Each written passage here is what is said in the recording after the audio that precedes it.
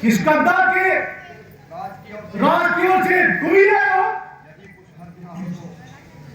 यदि कोई हद न हो तो अपना नाम बता दीजिए। मैं बालेराज स्वर्गवासी महाराज बाली का पुत्र हूँ। अमृत मेरा नाम है। अमृत मेरा नाम है। और रामचंद्र जी की ओर से आपके नाम एक आवश्यक पैगाम।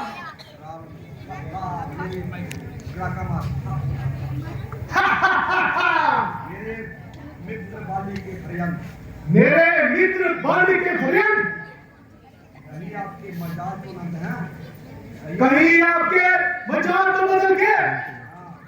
महाराज आपकी मेहरबानी है। महाराज आपकी मेहरबानी है। रावण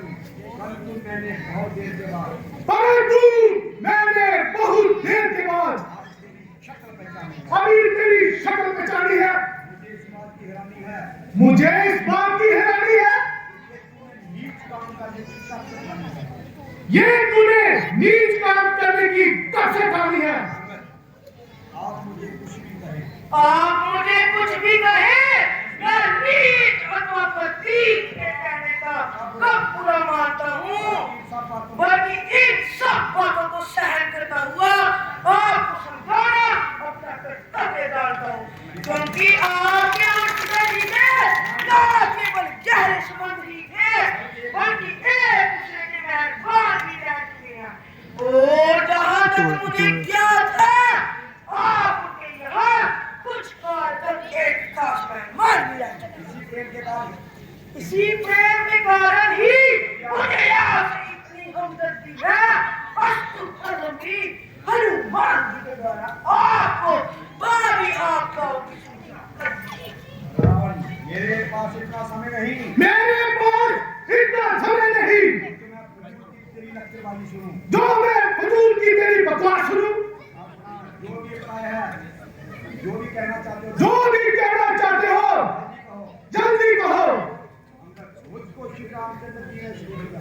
मुझको श्री रामचंद्र जी ने आपके पास इसलिए भेजा है कि अब भी आप इस प्रकार के रक्त से बाहर आए और व्यक्त में ईश्वर श्री अन्यथा इस लड़ाई से आपको संताप होगा और लाखों मित्रों के रक्त का आपकी गर्दन पर पाप होगा। अन्यथा मेरी आपसे यही प्रार्थना है कि इस साधारण सी बात के लिए इतना दूर बहाना बुद्धि में विपरीत है। इसलिए अब भी समय है कि इस अहंकार की कलंक को खूंटी पर टांगे और सीता जी को प्रभु श्री रामचंद्र जी के पास पहुंचाकर उनसे इस अपराध की क्षमा मांगे। मैं आपको विश्वास दिलाता हूँ कि आप एक बार हाथ दीजिए, मैं इनकी ओर से आपको क्षमा का वचन देता हूँ। रावण को समय छोड़ दे। अपनी जवान को थाम। क्यों अपनी बकबक कर रहा है। क्या तुझे तेरी मौत जहाँ खींच के तो नहीं लानी। अरे नीलज, तेरे जैसे नलायकों का भी जिंदों में भी शुमार है, जो कि अपने बाप के कातलों को बदला लेना तो दर्दनाक, बदला लेना तो दर्दनाक, उल्टा उनका ही खिदमतगार हुआ। अरे बेशरम, तेरे को जीने पर भी धिक्कार है। तेरे जैसे कबूल से तो अच्छा था ताकि बाली पुत्र ही निकल जाता। यूं इसके उसकी आत्मा को कष्ट पाता। मैं सच कहता हूँ, यदि मेरे जैसा पाजी मेरे खानदान में पैदा होता, उसको मैं तब का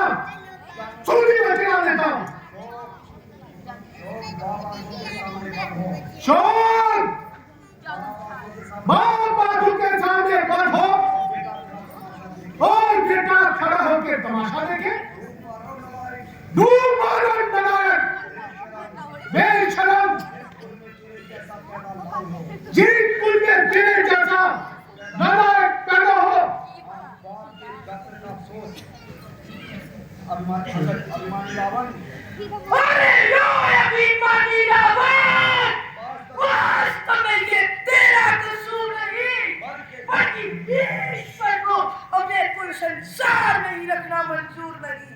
होली के काल चक्र ने तेरी बुद्धि पर बिल्कुल पर्दा डाल दिया है, और ये सोच विचार का अंश तेरे पिता के ही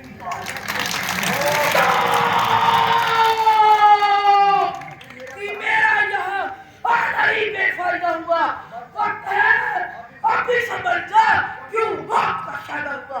तेरी बातों से ही तेरा ज्ञान भी पैदा हुआ। क्या भविष्य में आपके कुल में नहीं पैदा हुआ? आप अपनी सोचिए, क्या